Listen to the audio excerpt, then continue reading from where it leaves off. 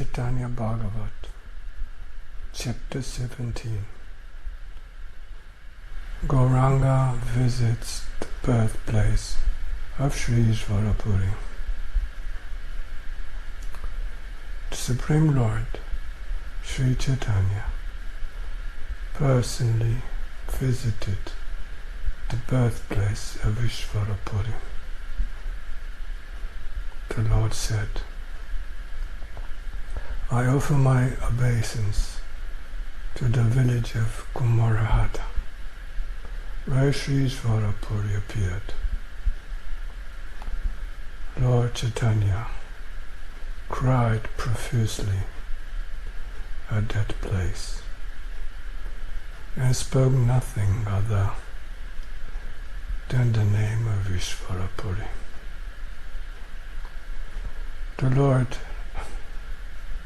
took some dust from the birthplace of Īśvara Purī and tied it in his cloth.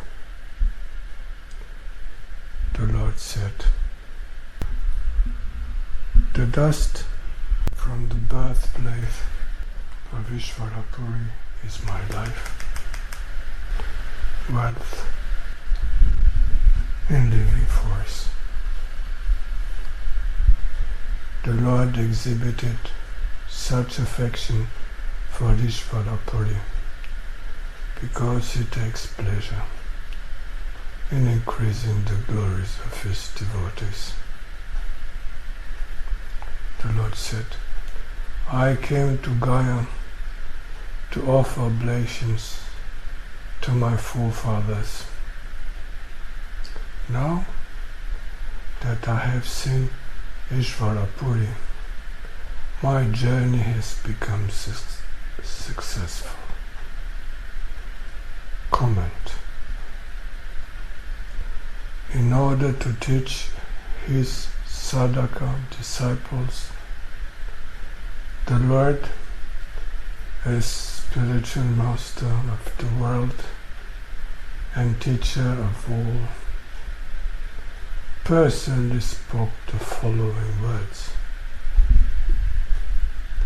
On the occasion of my visit to Gayā, I was fortunate enough to see the lotus feet of the spiritual master, who is the personification of the holy places.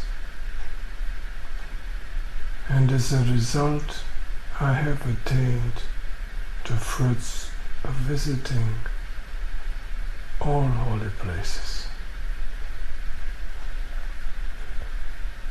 Gauranga's pastime of receiving spiritual initiation. On another day, the Lord went privately to Īśvara Purī and in sweet words requested him for spiritual initiation, mantra-dīkṣā. Commentary. The phrase mantra-dīkṣā is defined in Bhakta Sandarbha 207 by Sri Jiva Goswami as mantra-dīkṣā rup anurag, receiving mercy in the form of initiation. According to the passage, mananat trayate yasmat tasman mantraha prakirtitaha. A mantra is that which delivers one from manan. That means from absorption in separate temporary objects of external enjoyable world. Or that which delivers the material enjoyer from the principle of enjoying material existence. In Vishnu Yamala it is stated, Divyam Gyanam Yato Dadyat Kuryat Papasya Sankshayam Tasmad Diksheti Saprukta Deshikais Tadva Kovidai. Diksha is the process by which one can awaken his transcendental knowledge, and secondly, vanquish all reactions caused by sinful activity. Di from Divya Gyan and Ksha from Kshayate, to wash away or destroy the reactions.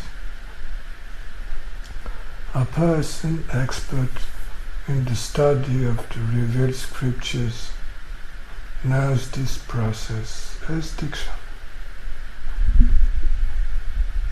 Īśvara Purī replied, "What to speak of mantra?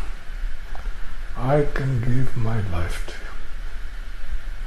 Then, in order to instruct everyone, the Lord accepted the 10-syllable mantra from Īśvara Purī. So this is the way one should take initiation. The Lord then circumambulated Īśvara Purī and said, "I fully surrendered myself unto you. Please glance mercifully on me, so that I may float in the ocean of love of Krishna." Hearing the Lord's words, Śrī Īśvara Purī embraced him. The bodies of both became soaked with their tears and agitated due to ecstatic love. In this way, while bestowing mercy on Īśvara Purī, Śrī Gaurahari remained in Gayā for a few days. Gauranga manifests states of spiritual ecstatic love. Verse 113. As the time became ripe for the Lord to reveal himself, his loving devotional sentiments manifested more day by day. One day the Lord sat down in a solitary place and was absorbed in meditation on his 10-syllable mantra. So meditation by mantra is very important. After some time, when the Lord regained his external consciousness, he began to shed tears and call for Krishna. "Oh my dear Krishna, oh child, oh Hari, my life and soul, where did you go after stealing my heart? Being situated in the mood of Vatsalya Ras as a parent of Krishna, Mahaprabhu began to speak as follows. "O child Krishna, you are my life and soul, and you go after stealing my heart. And I have certainly understood that the same thief who has stolen my heart is my maintainer and protector. These are the words of Nanda Baba as Krishna left for Mathura,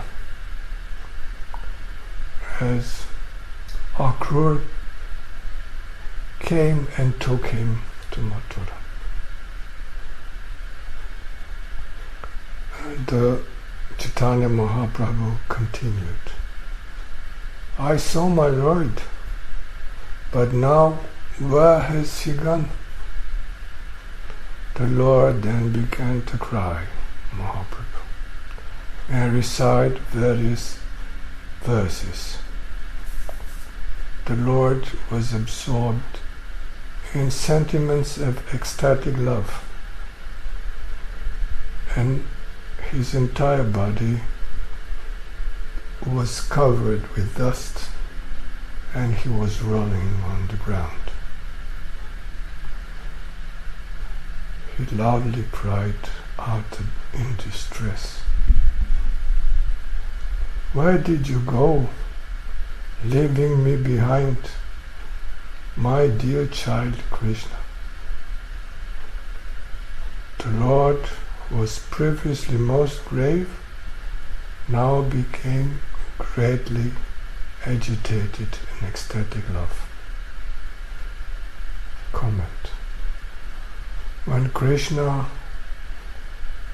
was leaving Braj for Mathura, Nanda and Yashoda were situated in Vatsalya Ras, that means in parental mood, addressed Krishna as Baba, or dear child, out of Vipralamba Rasa. Vipralamba is the mood of separation from the beloved. So the Lord, who felt the loving mood of a devotee in Vatsalya Rasa, cried out, Baba. So he rolled on the ground, he cried loudly, and floated in the ocean of suffering and separation from Krishna. Then after some time, Nimai's students came and pacified him with great care. The Lord said to them, You all go back to Navadvip. I will not return to material life. I must go see Mathura, where I see the Lord of my life, Krishna Chandra. The students tried in various ways to solace the Lord and keep him peaceful. The Lord of Vaikuntha, however, was absorbed in devotional sentiments, and his heart was agitated. So, how could he remain peaceful? Early in the morning, without informing anyone, the Lord departed from Mathura, absorbed in ecstatic love. As Lord Gauranga walked, a voice called out, O Krishna, my dear child, where can I find you? After traveling a while, the Lord heard a divine voice say, O crest jewel of the Brahmanas, don't go to Mathura now. You will go when the appropriate time comes. Now you should return to your house in Navadvip. You are the Lord of Vaikuntha, and you have appeared along with your associates to deliver the people of the world.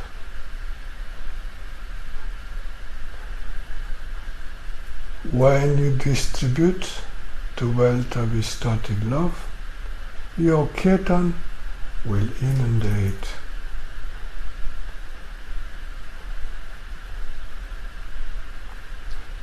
innumerable universes. you have advantage to distribute that love which Lord Anand always glorifies, and which Brahma, Shiva, and the four Kumaras are overwhelmed with. This fact is known to you. We are your servants. Therefore, we offer this reminder at your lotus feet. O Lord, you are supremely independent. Whatever you desire cannot be checked by anyone. Therefore, O Lord, please return home. You will see the city of Mathura later. After hearing the voice from the sky, Śrī Gaura Sundar was satisfied and stopped his journey. The Lord returned to his room in Gayā and then took his students back to Navadvip, where he revealed the devotional service of Krishna. After Lord Gaurachandra arrived in Navadvip, his loving sentiments began to manifest increasingly, day by day. The topics of Adikanda are thus completed. Please hear now the topics of Madhya Kanda. One who hears about the Lord's visit to Gayā will see Lord Gaurachandra in his heart. One who hears glorification of Krishna directly associates with Krishna and is never separated from him. Lord Nityananda has inspired me from within my heart to describe some of Lord Chaitanya's pastimes in this book. Only by his mercy I'm able to write these narrations concerning Lord Chaitanya, for I have no independence whatsoever. Whatever I described is only the direction of Gaurasundra, just as a puppet dances only by the direction of the puppeteer. There is no beginning or end to the topics of Lord Chaitanya. Yet somehow or other, I am trying to glorify him. As there is no end to the vast sky, a bird only flies as far it is able. In a similar way, there is no end to the glories of Lord Chaitanya, of Gauranga. So a person can glorify him only as far as he is empowered.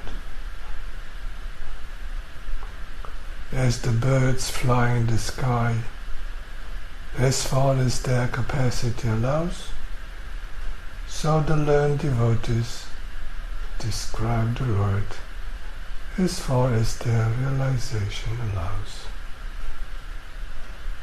I offer my respectful obeisance to the feet of all the Vaishnavas, so that they may not consider my offenses. Gaura Premanande.